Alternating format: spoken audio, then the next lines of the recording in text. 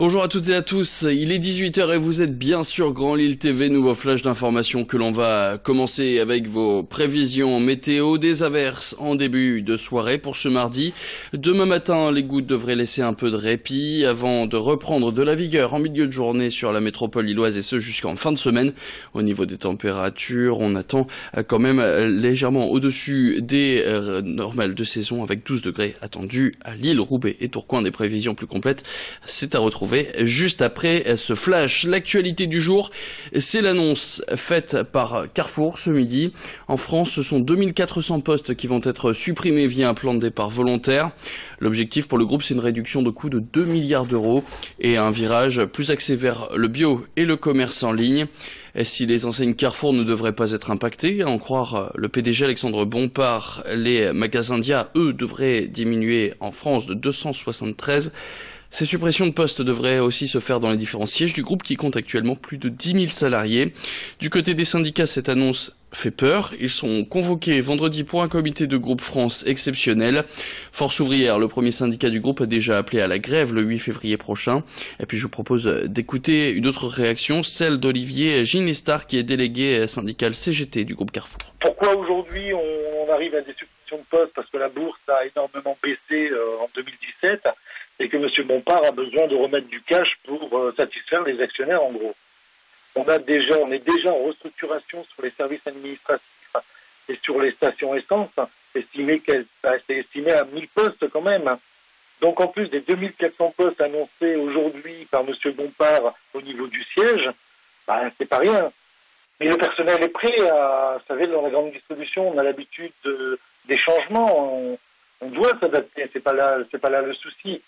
Mais l'adaptation ne doit pas se faire au détriment des salariés. Je veux dire, la grande distribution a toujours regardé Carrefour de près. Donc oui, cette casse sociale aujourd'hui chez Carrefour risque de se passer dans d'autres grandes surfaces, oui. Depuis 1991, le Secours populaire accueille dans notre région une centaine d'enfants qui vivent dans les zones irradiées après la catastrophe de Tchernobyl. Ce qui veut dire que tous les étés, pendant un mois, des jeunes ayant entre 7 et 16 ans viennent dans des familles d'accueil du nord de la France. Mais cette année, ce programme pourrait bien ne pas pouvoir se tenir, faute de financement de la région. Du coup, le Secours populaire lance un appel aux dons pour récolter entre 25 et 30 000 euros pour pouvoir transporter et payer le transport de ces enfants entre la Biélorussie et la France. Idil Gunay a rencontré la famille Mouveau. Ils habitent Roubaix et depuis 3 ans, ils accueillent bénévolement Alicia, 13 ans. Elle vit à Mogilev en Biélorussie et ils espèrent pouvoir revoir la jeune fille cet été. Témoignage. Une famille qui est intéressée par le projet, mais qui n'a pas la possibilité d'accueillir, peut très bien se dire je vais soutenir ce projet en envoyant un don au Secours populaire du Pas-de-Calais, en indiquant bien que c'est pour les enfants de Tchernobyl. Et sur les dons privés, donc une personne ouvre droit à une exonération d'impôt de 75%, puisque c'est un don à une association de solidarité, et pour une entreprise privée, puisqu'une entreprise peut aussi parrainer le projet, et donc participer aussi à l'accueil, y compris lors des manifestations de réception. Et pour les entreprises, ça ouvre droit à une réduction d'impôt de 60%.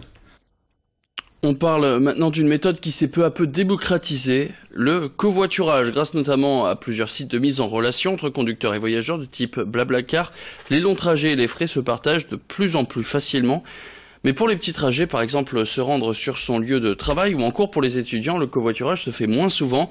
Eh bien, c'est sur ce créneau que souhaite agir l'association Microstop. Et elle voudrait implanter son système de partage des routes du quotidien dans la région et ce via une application pour smartphone. Alors les salariés d'une même entreprise, les parents d'une même école ou les habitants d'un même quartier pourront désormais voyager ensemble. De base, la rétribution financière se ferait à hauteur de 10 centimes le kilomètre, mais pour inciter un grand nombre de partages de trajets, l'association se veut offrir des places de concert ou encore des places de parking pour ses usagers. Plus d'explications au micro de Xavier Sili. Aujourd'hui, on est sur un projet à Lille Sciences et Technologies, donc à la fac. On a vocation à travailler sur d'autres petites zones comme ça concentrées au sein de la métropole. On est sur des projets en cours dans les zones rurales qui sont pas encore réellement lancés pour le moment, mais voilà, qui ont vocation à émerger prochainement. Donc vous ne nous verrez pas de manière généralisée, on apparaîtra voilà, petit à petit, par-ci par-là, en espérant que cette pratique du covoiturage devienne de plus en plus récurrente. Enfin, on se quitte avec cette info, c'est officiel. Après le bal du Chat Noir samedi dernier, la saison du carnaval 2018 est bel et bien lancée à Dunkerque. Comme chaque année, en plus des bandes et des bals, il y a une autre tradition qui s'est fait sa place, c'est la fameuse pâtisserie créée par les comtesses. Alors, les années précédentes, on avait vu les couillonnades, la crotte de Malo ou encore le zizi de ma tante. Eh bien, découvrez cette année le Zotch, une pâtisserie au chocolat, à la vanille et à la cerise. Elle est créée par la belle Josie et par Marie Agathe, des carnavaleux bien connus des Dunkerquois.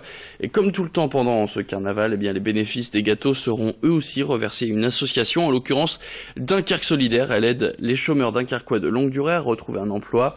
Des pâtisseries que Corentin Escaillé a goûté et approuvé pour. On va reverser 5 centimes par Zotch vendu à la fondation Dunkerque Solidaire, qui est une fondation qui fait qui demande des dons, qui recherche des dons pour créer des emplois. Donc nous, on a aussi des carnavaleux qui sont malheureusement au chômage, et après le carnaval, ils se retrouvent sur le côté. Nous, on rentre dans notre vie tranquille. Donc il fallait aider. Donc cette fondation, c'était tout à fait ce qu'on voulait. Oui. En plus, c'est pour la mairie de Dunkerque et c'est pour nos chômeurs dunkerquois. C'est pas qu'on veut pas les autres chômeurs, hein, mais on va d'abord régler notre problème, enfin nous comme on peut, en apportant un petit peu de finances. Et en plus, on met en vente un badge spécial pour la fondation qui est vendu 2,50 € et dont les bénéfices qui seront pour chaque badge de 2,10 € iront directement à la fondation. Et puis une petite info en bref comme ça avant de se quitter, on l'a appris aujourd'hui, on parle cinéma et le film de Christopher Nolan, Dunkerque, qui figure dans la liste des nommés aux Oscars 2018. Le film apparaît dans 8 catégories, à savoir meilleur film, meilleure photographie, meilleur montage, meilleure musique, meilleur décor, meilleur montage de son et meilleur mixage de son. On espère au moins une statuette pour ce film qui a été, je vous rappelle, en partie tourné à Dunkerque. Fin de cette édition, tout de suite la météo, bonne soirée sur Grand Lille TV.